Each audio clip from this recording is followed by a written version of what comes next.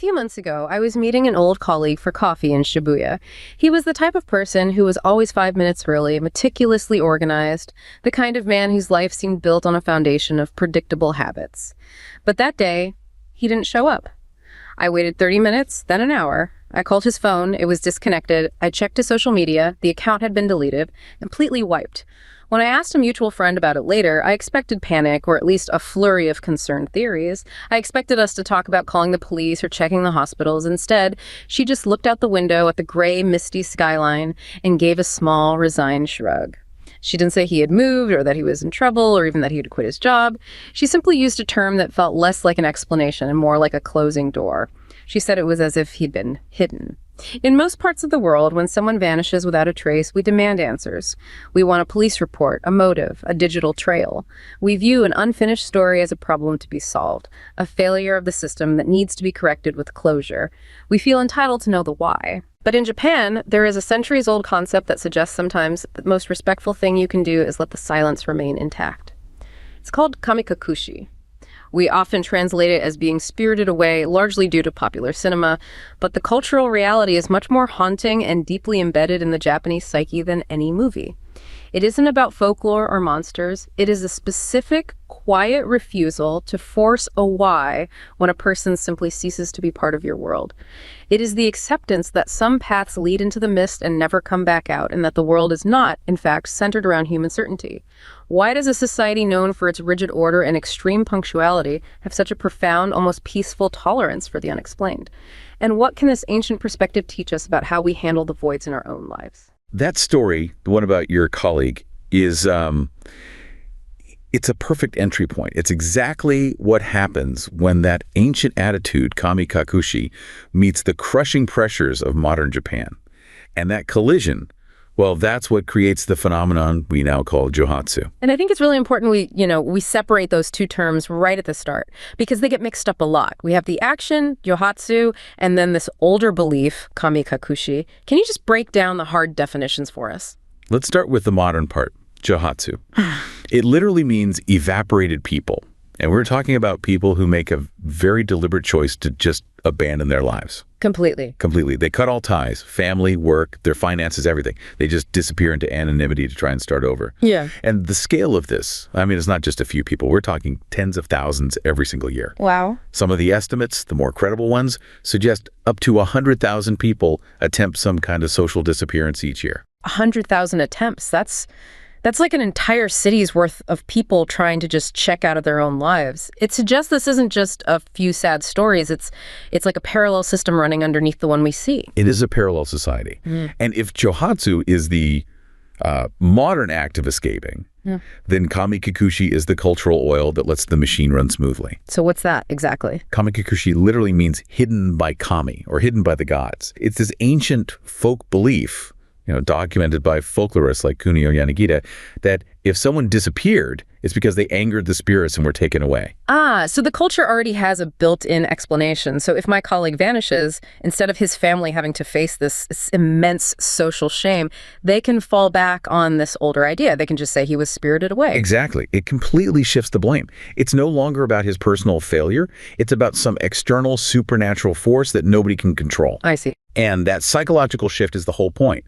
Kamikakushi isn't just a spooky story. It's a prescribed attitude toward absence. It's this deep cultural agreement that some things are beyond our control, and we shouldn't try to force an answer onto every empty space. So instead of being indifferent, the community is actually showing restraint. By letting the story stay unfinished, it's a way of allowing that person a kind of social death, which is seen as better than a public failure. Precisely. It's a form of cultural grace. In a society that values harmony above almost everything else, dragging a family through a painful public investigation that causes more disruption than just letting the mystery be. Kamikakushi gives everyone the permission to just let go. So let's look at a concrete example of this psychological framework in action. There's the story of Kenji, a mid-level manager in Tokyo. Picture it, right? Tuesday afternoon, he gets up from his desk, laptop is still open, says he's just grabbing a coffee, and he just never comes back. That is the classic Johatsu story. In, say, the US or Europe, the immediate reaction is an alarm bell, a missing persons report, a police investigation. And right away, the stigma of failure. Did he have debts? Was his marriage failing? Someone has to be at fault. But with Kenji, what his family experienced was different. After the initial shock, it was a kind of social silence. They started talking about him as one of the Johatsu, one of the evaporated. And by doing that, they're using that old cultural memory of Kamikakushi as a kind of safety net. It allows them to process his exit without having to publicly unpack why he failed. Disappearing becomes this quiet, tragic, almost graceful act. It's a mercy. It's a mercy for him because he gets his exit, and it's a mercy for them because it shields them from the shame. It's a tragedy, of course, but it's a tragedy that's seen as sort of beyond human blame. It almost feels like an acceptance that the world isn't neat, that demanding an answer for every single person is a very modern, maybe Western obsession. I'm thinking of that story of Hana, an elderly woman from a village in Nagano. Her younger brother vanished decades ago, just walking home from school in the snow. No tracks, no signs of a struggle, nothing. Her response is so telling because it gets to the heart of the Shinto worldview behind all this. She lived her whole life with this quiet acceptance. She'd just say that her brother had stepped into the hidden world. She never pushed for a police investigation, never demanded closure. In a legalistic society, that's a cold case, a wound that never heals. But for her, it sounds like there was a different set of values at play. There was. In a traditional Shinto worldview, human certainty isn't the center of the universe. Nature is. The mountains, the mists, the disappearing paths, they're powerful and ambiguous. So for Hana, accepting the mystery was about prioritizing the harmony of the universe over her own need to know. It's the collective peace over the individual's right to certainty. Exactly. The event was allowed to remain sacredly unfinished, which is a world away from our demand for forensic proof and legal closure for everything. So you have these intense societal pressures making life unbearable for some, but at the same time, this deep cultural tradition provides a well-known, almost permissible escape route. Which brings us to the source of that pressure. We have to talk about what makes disappearing seem like the only good option. You have to start with sekentei. If there's one word you need to understand to get Johatsu, this is it. It's often translated poorly as reputation, but it's so much more. It's a consuming obsession with how you appear to others with public honor. So personal failure isn't just personal. Not at all. Bankruptcy, losing your job, a divorce. That's not just your shame. It's seen as a stain on your entire family. That fear of what the neighbors think must be just paralyzing. If failure is seen as contagious, if it can affect your kids' prospects, then the pressure to keep up appearances must be suffocating. It is. And it's compounded by this expectation to be an ichi ninmei. It roughly means a capable person. Someone who is fully self-sufficient, handles their own business, and never, ever causes meiwaku trouble or nuisance for anyone else. The moment you need help, you failed that test. You're no longer a capable person. Exactly. And needing social welfare is seen as the ultimate public embarrassment. It's proof you are not ichi ninmei. The shame is so intense that you see this incredible paradox. Japan is a wealthy, advanced nation with a good social safety net. But people are living in poverty because they refuse to use it. They refuse to use it. The statistics are just heartbreaking. Only about 20 to 40% of people who are eligible for public assistance actually apply for it. They would rather vanish, live on the streets, than face the stigma of asking for help. I read somewhere that the application process itself can actually make it worse. Is that right? It's true, unfortunately. In many places, when you apply for assistance, one of the first things the office has to do is contact your family to see if they can support you. It's meant to prevent fraud, but what it does is it immediately flags your failure to your entire family. It amplifies the shame. It's a huge disincentive. For someone on the edge, that one phone call can be the thing that pushes them to disappear rather than ask for help. The system meant to save them ends up reinforcing the very shame that makes them run. And for men especially, a lot of this pressure is supercharged by the work culture. We've all heard about karoshi, death from overwork, but how does that environment specifically create the need to disappear? The pressure is just relentless. Long hours, often unpaid, are the norm. And since the economic bubble burst in the 90s, that old promise of a job for life is gone for a lot of people. But the cultural expectation for the man to be the stable breadwinner, the perfect ichi ninmei, that never went away. So there's a huge mismatch. A massive mismatch. So if a man loses his job or gets into debt, he's not just unemployed, he's failed at his core identity. And when all the normal exits, talking about it, getting therapy, asking for help, are blocked by this wall of shame, disappearing starts to look like a moral choice. He vanishes to protect his family from his failure. That's the psychological twist. It's reframed. It's not a selfish act. It's a final, desperate act of kindness to the family. And when you have tens of thousands of people reaching that conclusion every year, well, a whole industry springs up to help them do it. Right.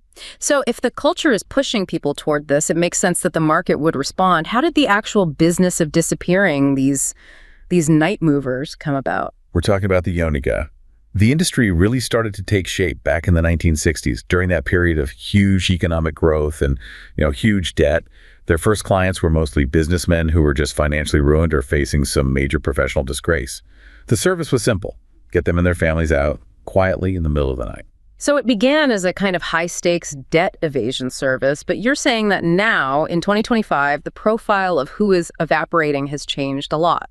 It has broadened dramatically. While about 40% are still men dealing with debt or business failure, the rest of the picture is much more complex. It really tells a story about modern Japan. What are those new demographics? A really big and growing group, about 25% of their clients, are women. And they're almost all fleeing domestic violence. They turn to these services because the official legal system can feel too slow or unable to guarantee their safety right now. They need to be gone tomorrow, not after a 6-month court case. So the yonigeya are acting as a kind of shadow social service where the official one can't keep up. In many ways, yes. And then you have another growing group, maybe 20%, who are young adults, 20s, 30s. They're running from impossible workplace bullying, pawahara they call it, or intense family pressure about their career or marriage. And more they're fleeing online shaming. That's a terrifying combination. Your personal failure isn't just known in your office anymore. It's global and permanent. Which brings us to a specific case, that 28-year-old tech worker in Tokyo. She was the target of a really nasty online smear campaign, false accusations about her work, no criminal charges, nothing official, but her reputation was destroyed. She lost her job, her friends.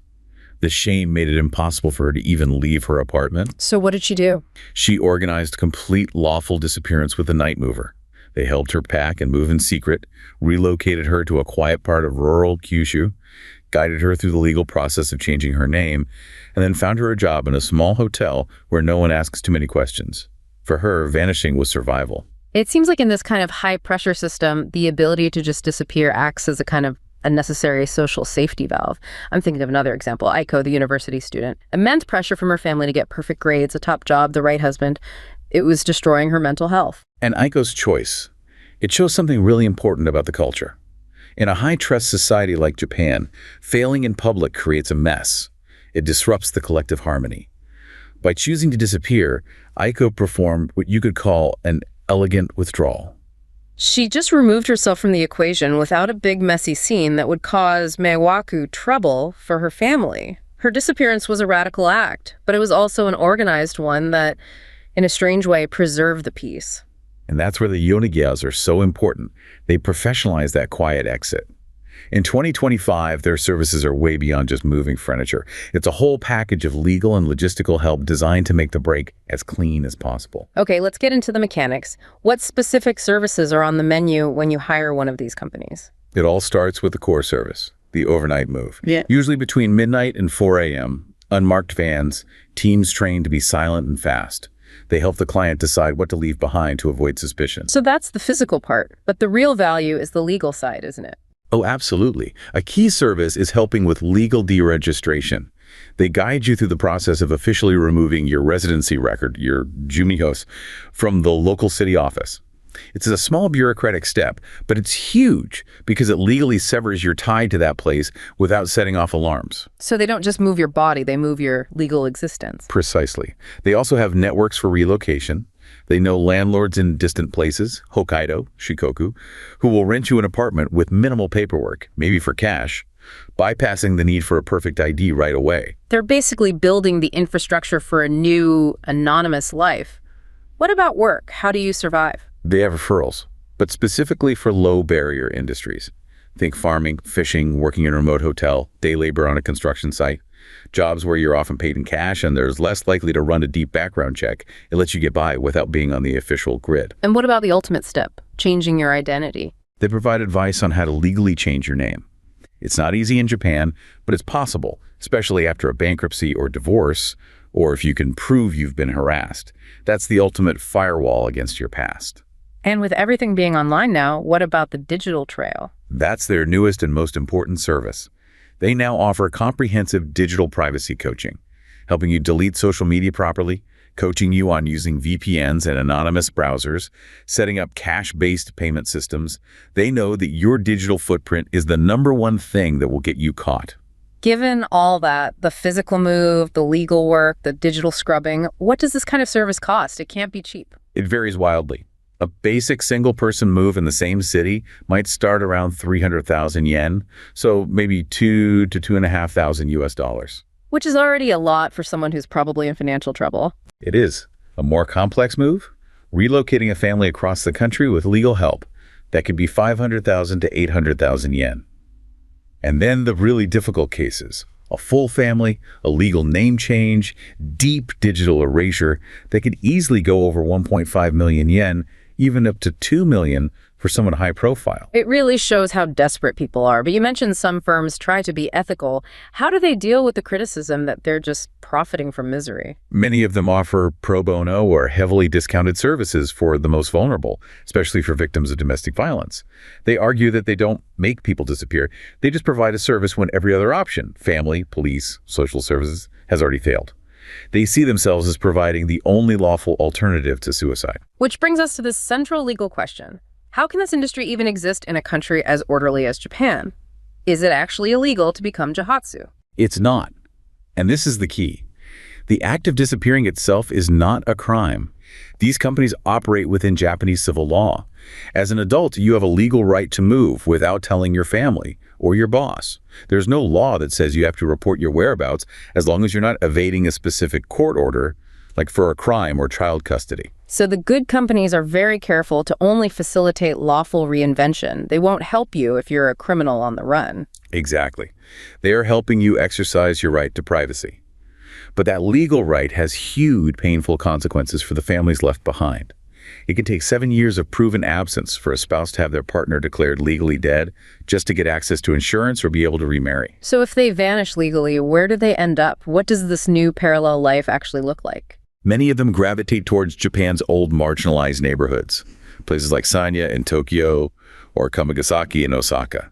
These are areas that have historically been home to day laborers and the poor. They're sometimes called liberated zones because you can find under-the-table work construction, cleaning, where nobody asks for a perfect traceable ID. That's the grim trade-off, isn't it? You escape the shame and pressure, but you exchange it for a life of incredible precarity. You do. Many of them end up homeless or in poverty just to stay hidden. And this goes back to that welfare paradox. The reason they're living like this is because to get any government help, housing, financial aid, you need a traceable ID, like the My Number card. So the fear of being found by an abusive ex-partner or by creditors is so powerful that they choose to live in poverty rather than risk being put back on the grid. Their anonymity costs them everything. Which leads us to the biggest challenge for any Johatsu today: surveillance. In the 21st century, how can you possibly stay invisible in a country like Japan? Right. It's one of the most wired places on Earth. You've got the mandatory My Number system linking all your records, facial recognition everywhere in the cities, registered SIM cards for phones. It feels like it should be impossible to just drop off the map. The rules of the game have totally changed. Back in the 90s, you could just move to another city and get a job. Now you need that My Number for almost everything: renting an apartment, getting utilities. So the battle for anonymity has shifted. It's not about physical evasion anymore. It's about digital warfare. And how are the yonigeya, the night movers, adapting to that? Their entire business model has had to evolve. Digital erasure isn't an extra anymore. It's the core of what they do. We're talking about sophisticated help to make sure deleted social media posts are really gone. Coaching on how to use VPNs and anonymous browsers, teaching clients how to use cash or other untraceable payment methods. They've had to become digital security experts. And there's a fascinating irony there, right? The state's technology makes it harder to disappear, but the state's own laws actually help people stay hidden. That's the ultimate paradox. Japan has incredibly strict privacy laws, like the Personal Data Protection Act. If an adult leaves voluntarily, and that's how Johatsu are classified, the police usually won't even open a case. They just call it an adult choosing not to communicate. So private investigators can't do much either. Their hands are tied. They can't just demand your bank records or phone logs like they might be able to in other countries. The law respects personal autonomy so much that it includes the right to be invisible. That legal framework is a powerful shield. So to successfully disappear in 2025, it's not just about running. It's about strategic legal moves combined with digital stealth. And we see that in another one of the case studies. Yes, a case study 2 is a perfect example of this. It's about a former businessman who was facing a mountain of bankruptcy debt. His first try at disappearing was just to move to another neighborhood in Tokyo. It failed almost instantly. His creditors found him through his bank records.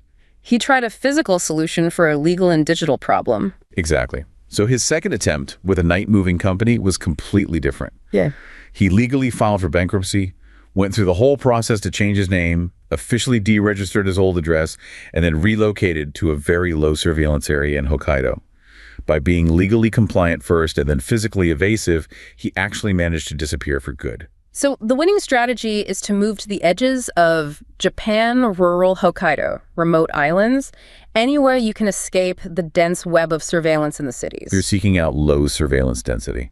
Cities are traps now. And some people are taking that logic even further and going international. Case study 3 points to this growing trend of people working with consultants to get legal residency somewhere in Southeast Asia.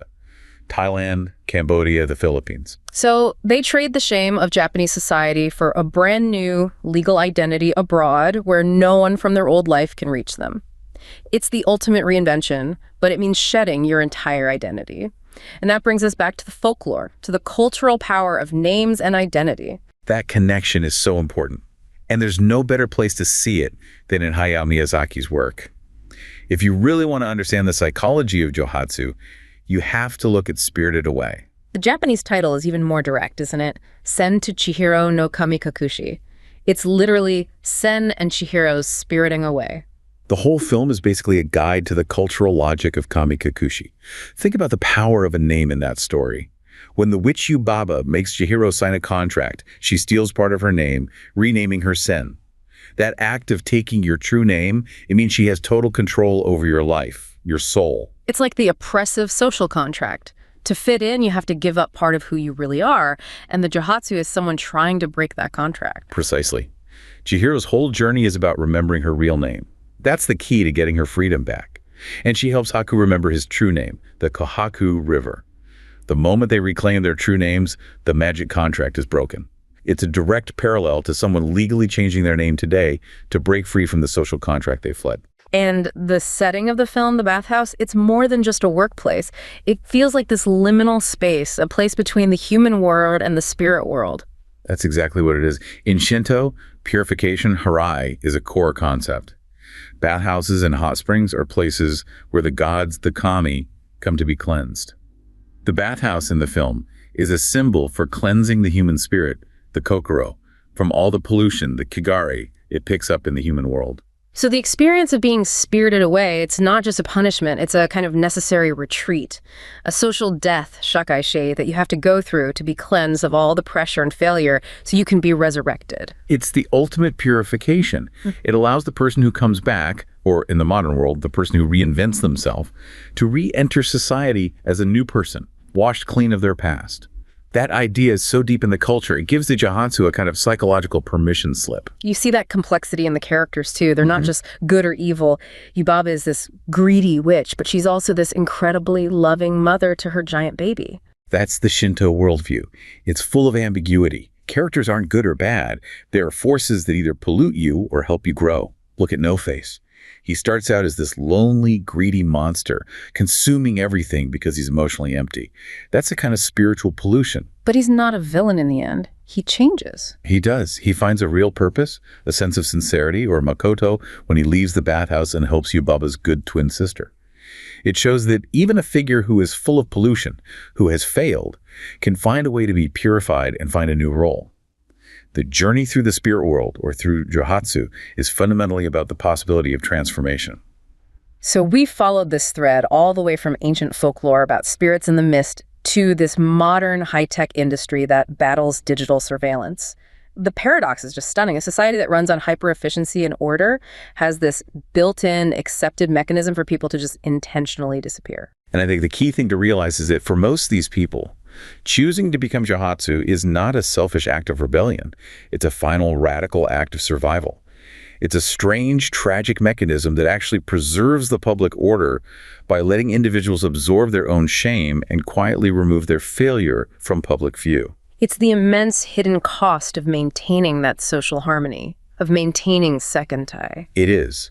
The silence that follows when someone chooses to disappear, a silence that is protected by culture and by law, it isn't really emptiness. It's the deliberate creation of a void where an unbearable social contract used to be. It allows a person to exist somewhere else in a way we can't see, forever remaining an unfinished story, like a path that just vanishes into the mist.